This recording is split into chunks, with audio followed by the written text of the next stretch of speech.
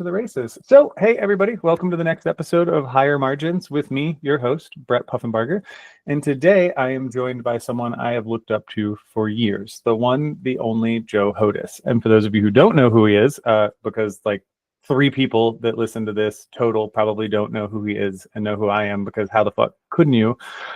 Joe, to me, is one of those people that changed how I look at being a marketer. He was the CMO for Wana brands for a very, very long time, and then took the reins as president, CEO, head honcho, big man in charge when the illustrious and amazing Nancy stepped down. And it was, to me, as best I can tell with all of my infinite research, the first time a marketer took on the full reins of a company in cannabis. And ever since then, I have just kind of watched in awe as he has continued to change the way human beings look at being a cannabis marketer, at least from my worldview. So, Joe, I know that has now wound down to an end. Yeah. Tell us a little bit about that and what you're doing today, man. Well, what I'm doing today, this is about the only thing on my calendar for today. So I'm not doing a whole lot. I'll get to that in a second, but thank you for that introduction, Brett. I really appreciate that. And as someone who knows how to build a brand and make a reputation, it means a lot coming from you. So thank you. So that wound down. My last official day with Wana was April 18th. So, and it was a likely outcome, right? Given that we sold the company in October 2021 to Canopy, and then for a number of reasons, the acquisition couldn't be fully recognized because they were Canadian and blah, blah, blah. And then ultimately, once we were able to figure out how to really make it work and begin to bring together the companies underneath this Canopy USA umbrella together, it became clear that, there didn't need to be a complete leadership suite for every single brand and company underneath that umbrella. So we began the consolidation process. So sort of a natural outcome from that. And so, for the last couple of months, I mean, really what I've been doing, and I've had the privilege, and I know that it's a privilege, but the privilege to be able to just enjoy my summer with my family and really just take some time to think. So although I said I was going to do a lot of thinking, I don't know that I've done a lot of thinking yet. Mostly I've just been enjoying doing a lot of eating and drinking and traveling. So hey, I mean, that's fair. Semi-retired life, well earned. I guess we'll call it a hiatus, not semi-retired life. A sabbatical. That's what I've been calling it. A sabbatical. So that actually leads me into one of my pretty standard questions that I ask everybody. Do you ever feel like you'll be done with like work and career stuff or cannabis as an industry? Or do you think it's one of those things that even when you ride off into the sunset, you'll still have to check in on it and like worry about it and think about it? That's a great question. And I'm gonna split it up into 2 parts and pieces. So first part, do I think I'll ever be done kind of working, whatever? This has been a very small, time period taster of what potentially that would look like. I don't think so, right? Only because I don't think, well, at this point, I'm certainly not ready to just kind of, just play around and do nothing. And so, that might change in 10 to 15 years. I got a couple more years on you. So it's, I find myself being surprised at what I do or don't like, or what the old me would have thought, 10 years ago is different than the current me might think. So 10 years from now, I might have a different tune. As far as cannabis goes, one of the things that's been really hard for me is shutting it off. Like, I'm checking LinkedIn every day. I'm keeping up with the trends. I'm talking to people, not for a reason that I can figure out in my brain, not because I'm looking for a job or looking for, the next thing, but I have this need for, to kind of keep up with what's going on. And lastly, I made this comment to someone the other day. I've never been in my career at a point where I didn't have a brand or a company that was kind of in my blood and in my heart and my soul. Even the jobs and the companies that I didn't love and I maybe didn't stay for a long period of time, when I was there, that was kind of part of my identity. And right now I don't have that. So yeah, I keep up with my Wana people, and I'm like, what's going on? And not because I don't want to be nosy, and not because I think I could have done it better. I just really miss that feeling of like being attached to a brand and kind of living and breathing it. I do. Man, so I talk about this all the time in my personal life. So I'm a veteran, and I believe that one of the hardest things that makes veterans' lives, like transitioning back to the civilian world, is we had a mission, like something that was all encompassing. Everything about your Yes. life is the military. And then we get out and we're like, what the fuck are we doing? Like where do I go? Where can I put all of the me that is left over? Cannabis has provided that, at least for me and a lot of other veterans. And I feel like it's not exclusive to us, right? There's a certain breed of human, or a certain like mentality of human, that like really wants to give their all to something, which kind of brings me to another standard question I ask everybody. Do you think cannabis attracts a certain psychological profile or type of people, or maybe a type of person that lasts in this world? Or do you think that's, totally happenstance and it's a variety of different kinds of people? Like, do you think there's a specific psychology that goes into being a weed person at this point? And has it changed since you started to now? Well, you're asking some good ones. So yes, I do think there's a certain profile. I think the hard part of this answer is I don't exactly know what it is, but I know that it's not for everybody. I know it doesn't work for a lot of people that maybe get into it and then they get out of it just as quickly. And there were so many times in my let's say the last 12 years of doing this that I thought to myself, in a prideful way, actually, like, the things that I'm doing, the conversation I just had, the event I was just at, 90% of the people that I know outside of cannabis in my network, my friends, former colleagues, etc., they wouldn't know how to do this. They wouldn't know the first thing about it. They wouldn't understand this culture or this conversation I just had. And so, there are times during that 12 years where I definitely recognized that, again, I don't know what it is, like I can't put a finger on it, but that there was something that I was bringing to the table that allowed me to interact in a world that maybe isn't my normal world. But I also, know that one of my strengths is I find myself able to generally get along with folks no matter where I am. But it's definitely not for everybody. And I think that, there's the standard stuff you could say, like, well, you've got to be flexible. You got to learn how to roll with the punches. You got to, there's those kinds of things that I think are part of the business side of it, but there is sort of a personal element to it as well. And I don't know what it is. Can you name kind of maybe what that feature is? I don't know. So I've asked this question to every guest so far, and I've gotten a variety of answers. So Seth Yakatian gave me the very here are the MBTI profiles that I think succeed in cannabis. And I'm like, yeah, okay, cool. Like I can understand that, right? Okay.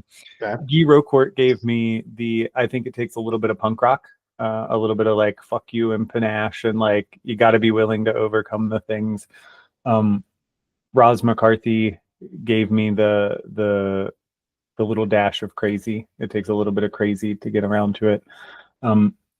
I think I take a little bit more cerebral approach to it. So when I was working on putting together an MBA program, one of the first MBA programs in cannabis a couple of years ago, I got to meet with like the other professors and the other like people in the college program. And one of the people that really stuck out to me was this woman named Olga, who was a professor of sociology.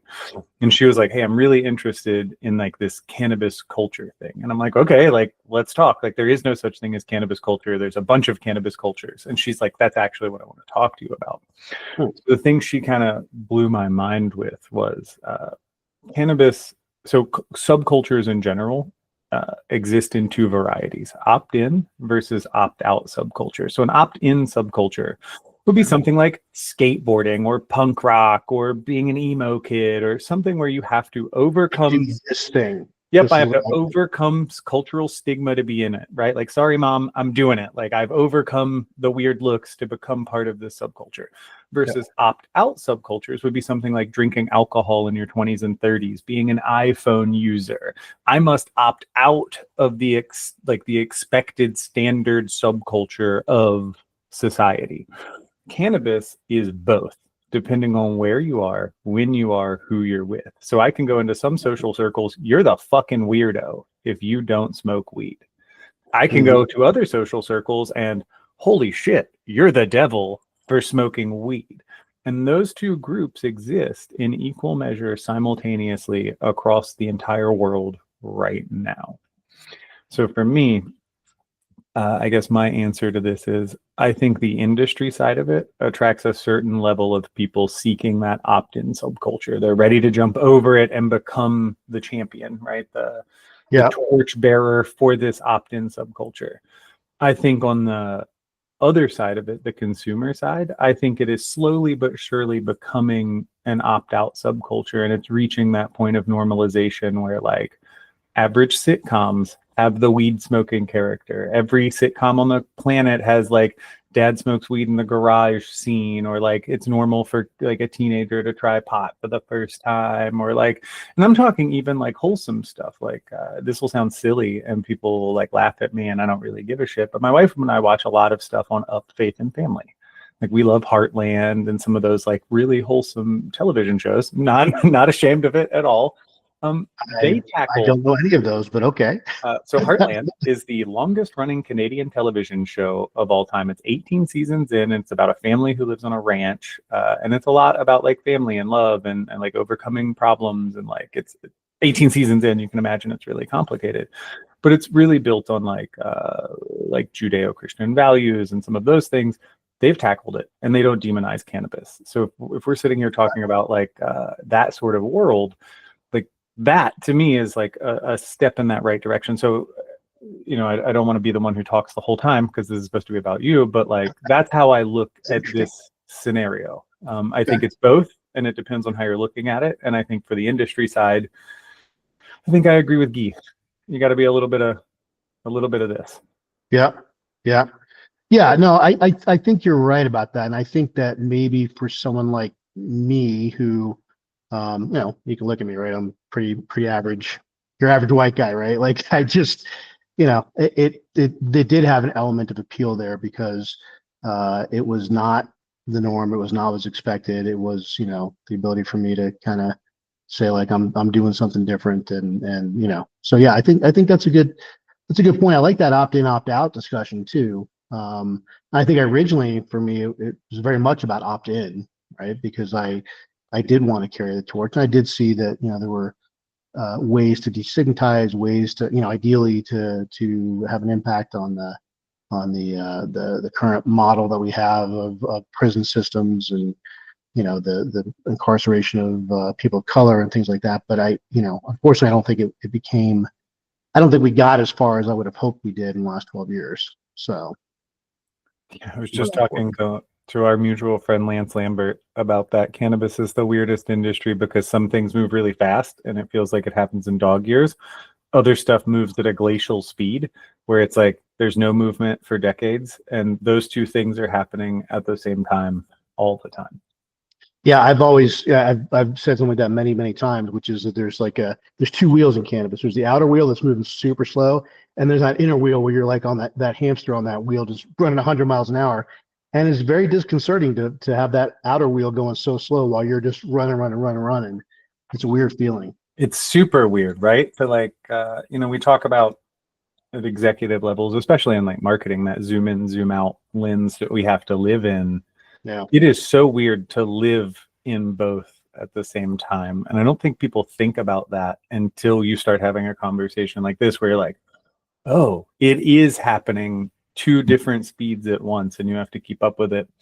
So arguably, you are one of the most successful people in cannabis, right? You built a very successful brand. You've done a lot of amazing things. Do you think your success comes from understanding people or understanding processes, or both? 100% understanding people. Again, great. I'm gonna stop saying great question because these are really great questions, but for me, definitely people. Like you know, if I was, you know, when you go to an interview and they're like, "What is your best trait and your worst trait?" I would say one of my worst traits. I'm not a very process oriented person.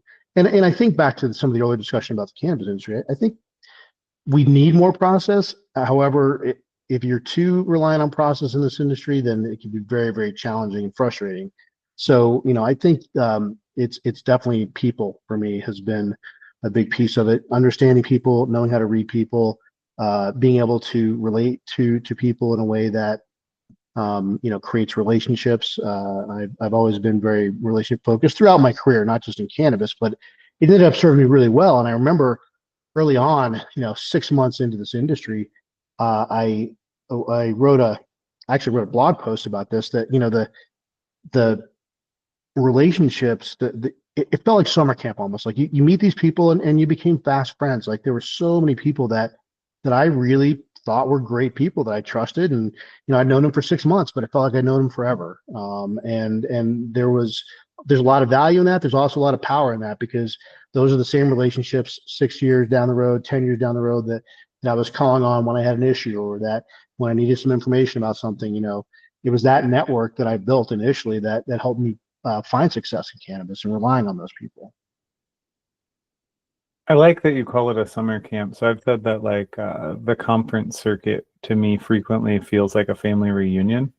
Like these are people I keep up with online all the time. Like there's the texting and the emails and like the social media stuff. And then it's like, oh, hey, hey, hey, hey, hey. And you have those little moments of like, let's go smoke a joint outside. Let's go like sit down for 5 minutes. And it almost feels like those moments are more impactful than the rest of the year combined, at least on like, not to get too philosophical on it, but like filling that cup, right? Like what fills your cup up every day of like making this a worthwhile adventure. So let's change gears a little bit. So you talked a little bit about being semi kind of fake retired, doing the thing. Right. What's your relationship to ambition like these days? Is it a driver? Has it taken a back seat? Is it something that you even think about right now, or are you just kind of sitting back and enjoying the ride? I think that for me, I don't. I think if you ask, people that know me pretty well, they wouldn't identify ambition as a driver for me, and nor do I. Like, I never have. What has been a driver is my family, and doing well for them, and helping to provide for us in the ways that we need it, and then relationships, like I was saying earlier, and building relationships, and doing right by people. I know that sounds really, really hokey. Maybe we talked about it in Heartland. I don't know, but but I've never been like, I've never been the guy that said, okay, I'm going to be the CEO of a company, or I'm going to be the CMO of a company, or I've always kind of the opportunities have presented themselves. I have made decisions and choices to move in certain directions, but really it's not until I look back that I fully understand the path, and how I got to where I am, and the reasons that I did X, Y, and Z that took me from here to there to there to there. So I don't think ambitions drive. Certainly, I don't think it's driving me right now. I think what's driving me right now is the word that I use more often is impact. Like, where and how can I have impact? And impact is one of those words that I think is a little overused, and also has a lot of definitions. For me, impact can be anything from, is what I'm doing, impacting the world at large in a good way. And I've looked at a few things that that I think kind of fit that bill. Is impact having its relationships within the companies or organizations that I'm considering, and then it's also impact in the business itself. Do I have the ability to come in and really help to build something and grow something? Because that's what makes me happy. And I don't need to look at it from an ambition lens, but more so like from a fulfillment lens. So impact is what's driving me most right now. And I haven't figured it out yet. I mean, to be frank, I just I'm just trying to get all my mental ducks in a row to decide what type of impact, where, and then go find that thing. I love that answer. So I've said this before publicly, but I don't think I've ever really expanded on it. I moved from B2C cannabis, right, working for like an MSO and like doing that, to B2B, specifically because of that mentality, right? I was sitting there thinking like, all right, I'm sitting here in Florida, I'm working for an MSO, like I can touch what, 50,000 patients, 100,000 patients. But if I move to B2B and I work on like software extraction equipment or something like that, I can touch hundreds of license holders across dozens of states and really expand that level of impact. So I really like that answer. Didn't expect that answer, but it's I can relate to that. That has been a big driving factor in my mind a lot. Yeah, because I think probably why for you and certainly for me is that that's what fulfills you, right? Like feeling like you matter in the bigger system of things, and I've spoken a few times. I believe that is important to you, and certainly it provides some level of sort of cover for all the other shit that happens that's not the best stuff. All right, yeah, but here are the things that I've done and how I'm having impact. To me, that kind of makes up for it. Totally. So at this point in your career, would you say you're more driven by curiosity, conviction, or controlling your path? Curiosity. In fact, I was, I've got, you can't see it because I'm, it's next to me here, but I've got 3 different notebooks where I just continue to write down thoughts, and some, it's interspersed with to do things and whatever. But I was going through it this morning, and the word curious and stay curious, which I think got overused by an ad campaign, but and stay vital, feel fulfilled, things like that. But stay curious is right here. I'm looking at it right now.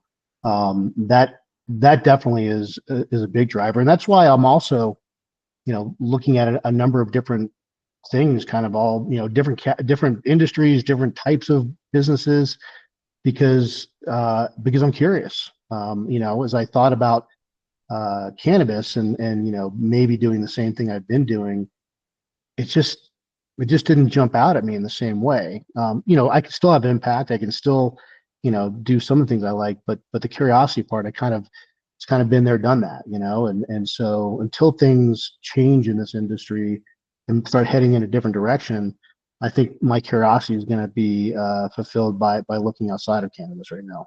So interesting you say that. I just made that post today. So for people wondering when these get recorded versus when they get released, if you're listening to it now, you can now gauge the day we recorded this, just so everybody listening knows that. Just made that post today where I was like, I wonder what other industries would interest me. Like, I look at how coffee shops run all the time, and I'm like, it's like I have so many ideas. Like I would love to change how coffee shops run, or I look at like the usage of AI, and I'm like, there are so many small businesses that could be using this better. Or I look at like veterans benefits and how people go about getting them, and I want to fix that. And like, there's so many little things. Or like, my passion, right? Like my personal passion is plants, not weed plants. I grow them, right? I have a hemp license. I'm like growing in my greenhouse, but it's like edible plants and homesteading and doing that. Like my wife and I own hundreds of edible plants. We've got an orchard and like, Really?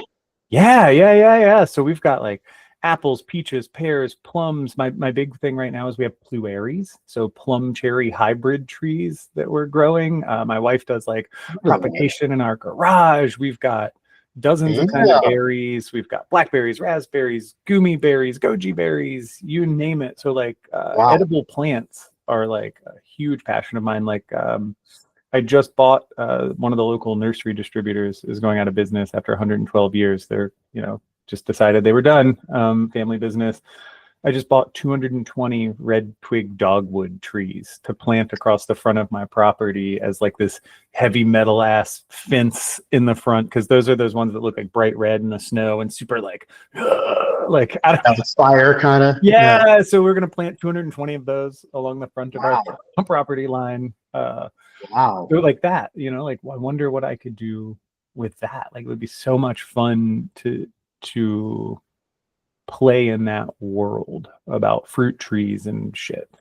Well, let me tell you first that I'm super envious of you for that, because I about a week ago finally gave up on my 10th iteration of a very small garden, like small. I'm talking like two little raised beds.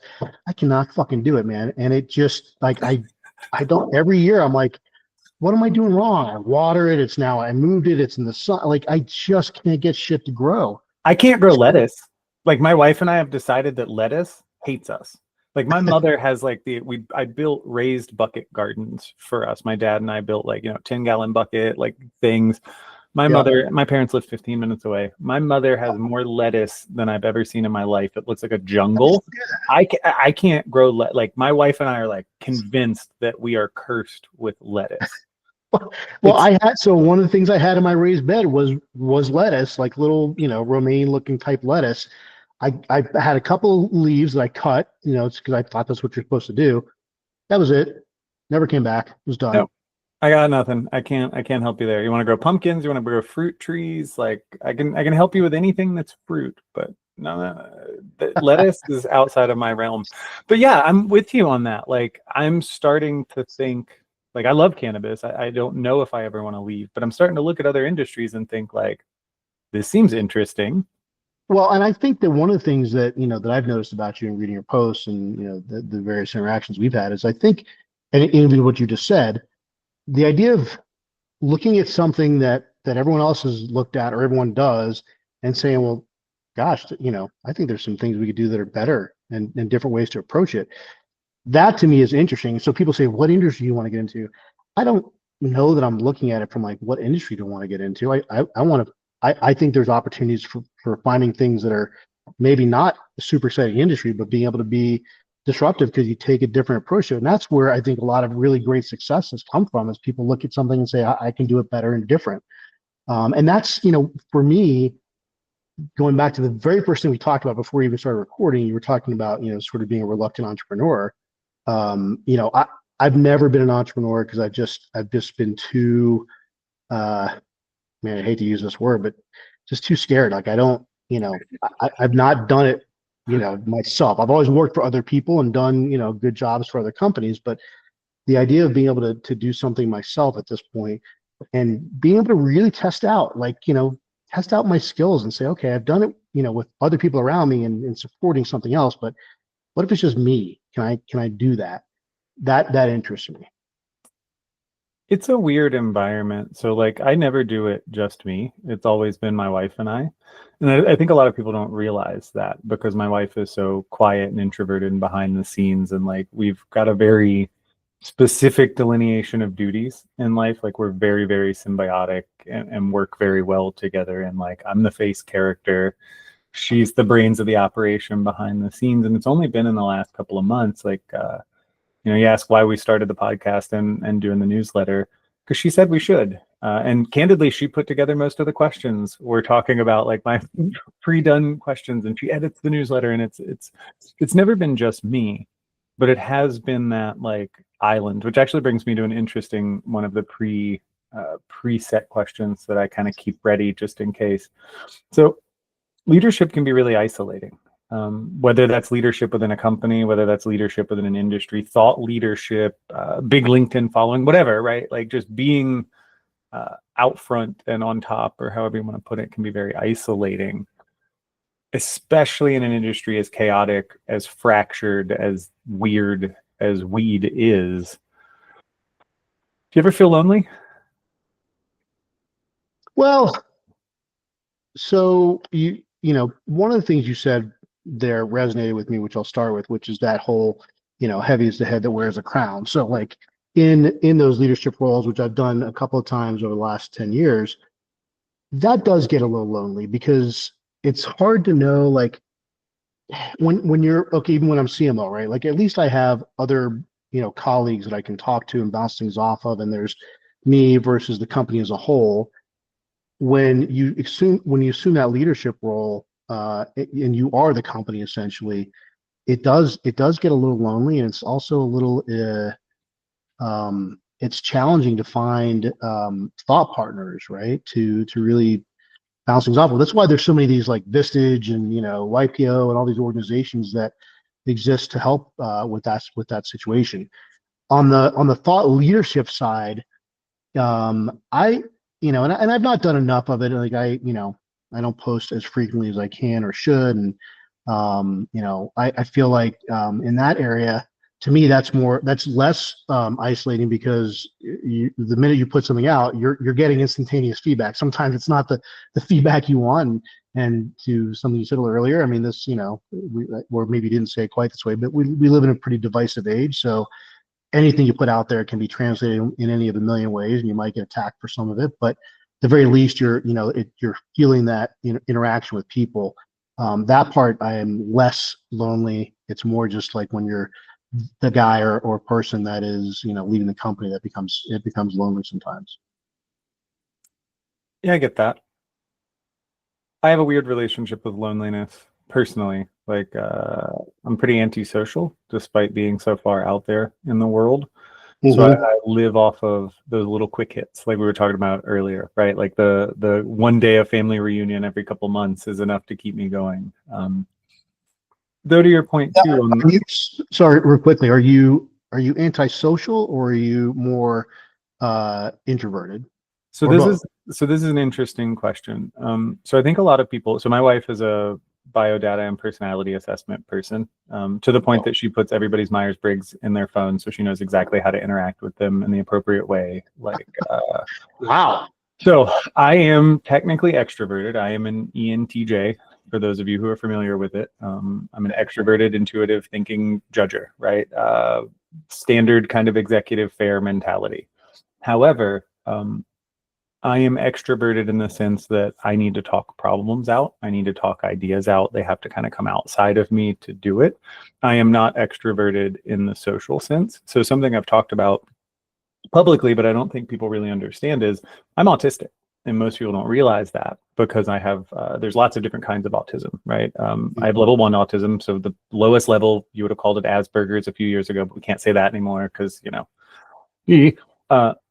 but I have what's called hyperverbal autism, meaning my entire life has always revolved around communication. My special interest is how people communicate. My ability to like read and write and talk has always been really good, which is unusual for autistic people, right? You would normally think that that is a net negative. So like the flip side of that, my wife is also autistic. She has hyper visual autism. So a really good example of that picture right there is a hand drawing of my hand holding an Eagle Globe and Anchor that she won the county fair for a photograph of. They thought it was a photograph. That was a photograph? Yeah, and she can do it with both hands, like simultaneously or separately. Like she is like a human 3D printer or a human printer. So to kind of get back to your question, which I think I've lost the thread of, though. Well, it was because you said antisocial, and I said, is it antisocial or is it introverted? I struggle with socializing because it is overwhelming. Another interesting part of that, which I don't think I've ever told anybody, so now we're just in a full-blown conversation and fuck the podcast interview. I never really meant to grow a LinkedIn audience like I did to become whatever the fuck I am, influencer, thought leader, like talking. I don't give a shit, like none of that. So all of that stemmed from, my wife told me one day, she's like, you need to stop arguing with idiots on Facebook and go argue with idiots on LinkedIn, because at least you're arguing with people who are useful, right? Like argue with people who matter.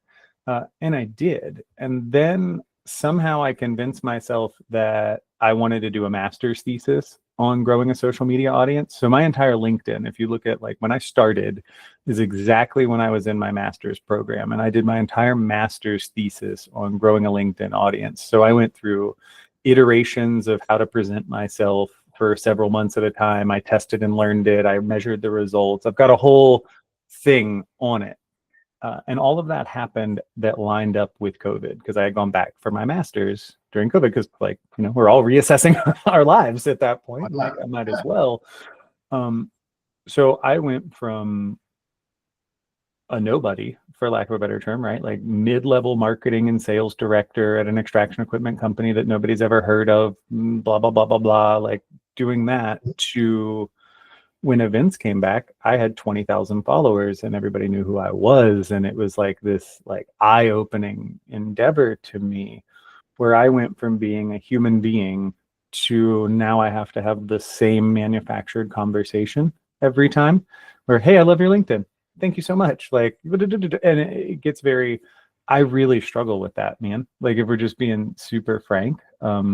And I struggle with it for two reasons. One of them being I seek nobility in life. Like the same thing you asked me before we started recording, why did I do the podcast? Because I want to have interesting conversations with interesting people that have nothing to do with their business, right? I want to experience connection with other human beings that I find interesting or like worthwhile to endeavor with or whatever.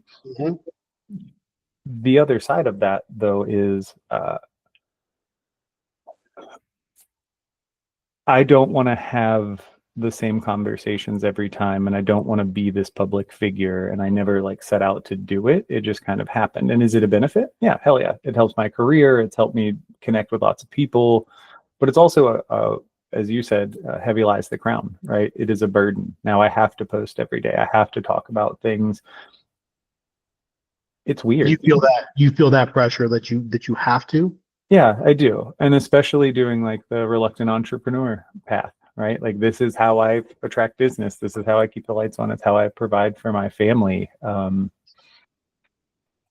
It's weird. Do you think in that reluctance, are you looking at it as, I'm posting the same thing or to the point of like, someone says, oh, I like your LinkedIn, you'll have to answer it the same way, or is there, because I think part of what was really appealing, or not was, sorry, I shouldn't say past tense, is really appealing about a lot of your content is that it can be both painfully vulnerable, but also very contrarian at times. And I think that people, whatever side of that contrarian you're on, I think people like contrarian, right? They like to see that kind of that friction. That's the magic of marketing sometimes, is creating friction. And so, do you have to answer everything the same way? No, I don't, but I do in public most of the time. Like when people walk up to me, like I've Super soda. yeah, like you have to some degree.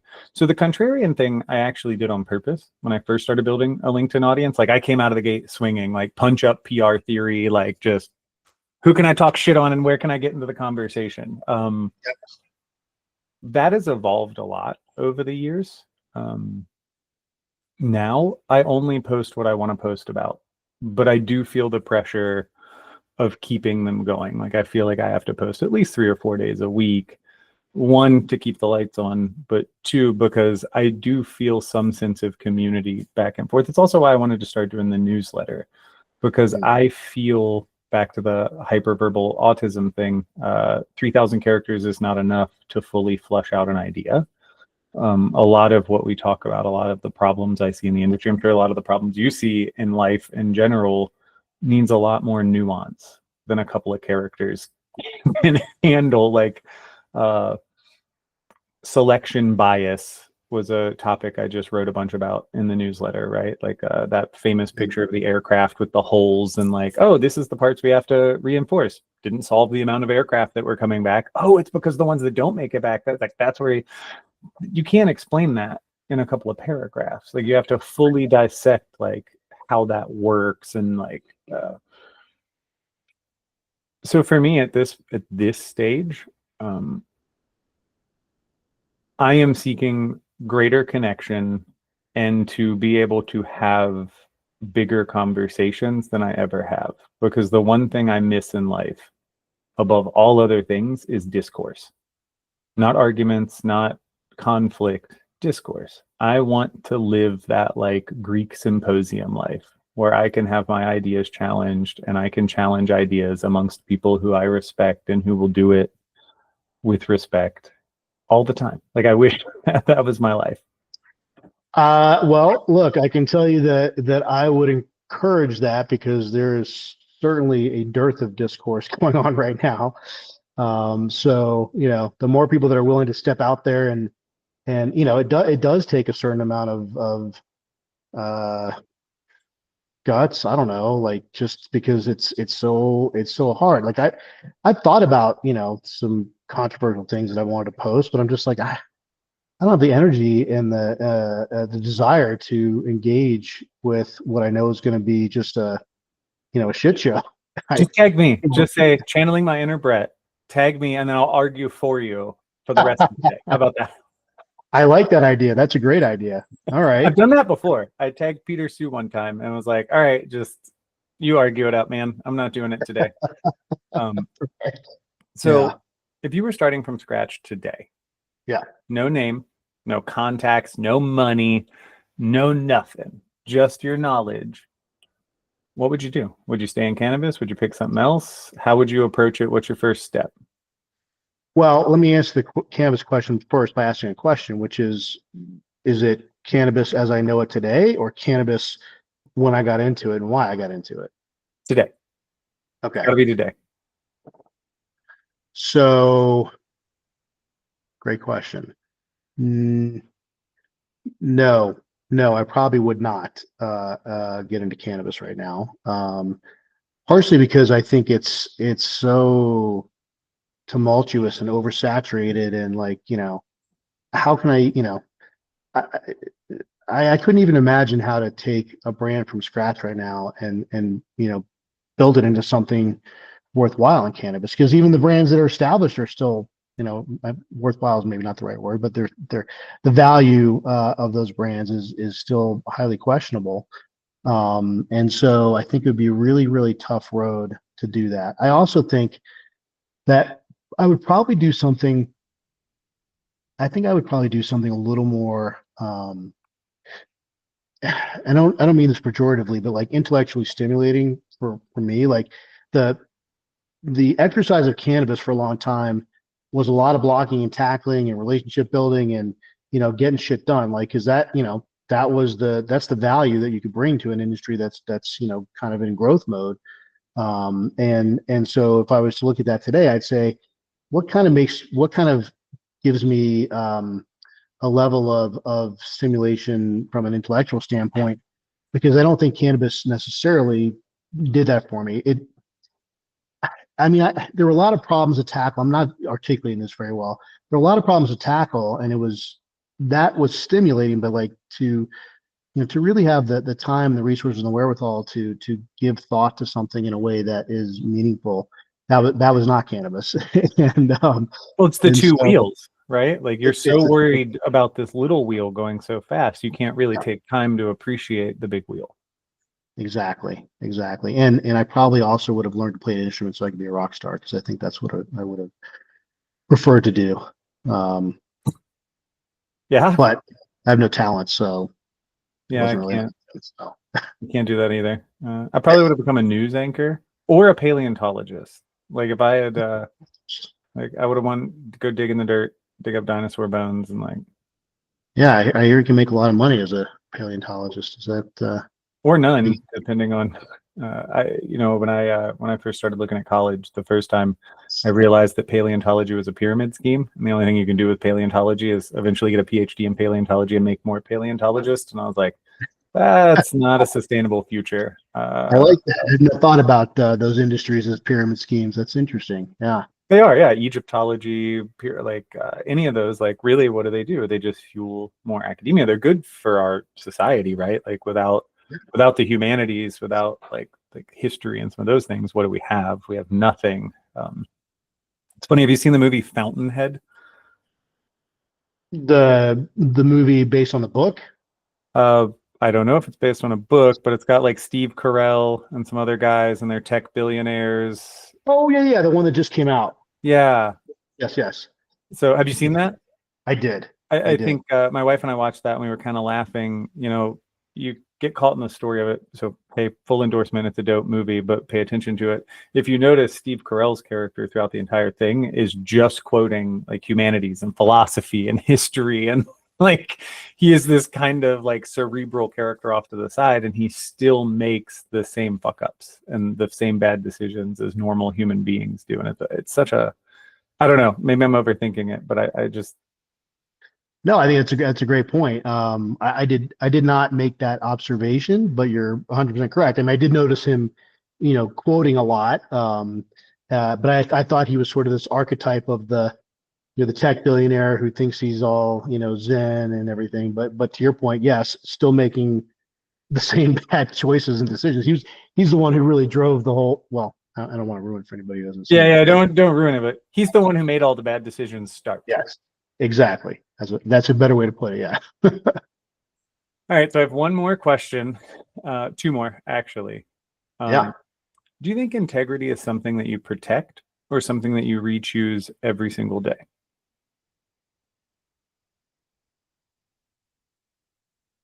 Tell your wife, good on her for these questions. I tell her after every recording session because everybody does the same thing. I think integrity is something that I think it's something you re-up every day. I'm not protecting my integrity. I'm not like it's not under attack because it's a decision I make, right? It's how I respond to something. It's not because someone's like trying to take my integrity away from me. I mean, I can't think of a scenario where unless it was like you do this or we're going to kill your family or we'd have to like All right. make a decision like that. But otherwise it's me every day saying like, okay, this is in line with my values, or this is not, or this is me having integrity, or in some cases, this is me not having as much integrity as I'd like. And then I need to fix it so that the next day I come back with, a refound sense of that integrity. I like that. It seems like a lot of people have been choosing that option. Um, Mhm. wasn't expecting that. I've always looked at it as something that needed protecting or like preserving. But I really like this like more active stance that I'm learning from people of like you choose it every day. Every day you wake up and like here's the new thing. So last Because question. all those things are still going to come at, I'm sorry, but quickly, all those things are still going to come at you every day, no matter what. So, it's how you interact with them. Enough said. I love it. So last question. If tomorrow is your last day in cannabis, your last day in industry in general, what do you hope people would say you stood for? Not your companies, not the brands you've built, none of those things. What does Joe stand for in all of this? Um, I, I had to put it in one word. It would probably be this maybe sounds soft, but kindness that and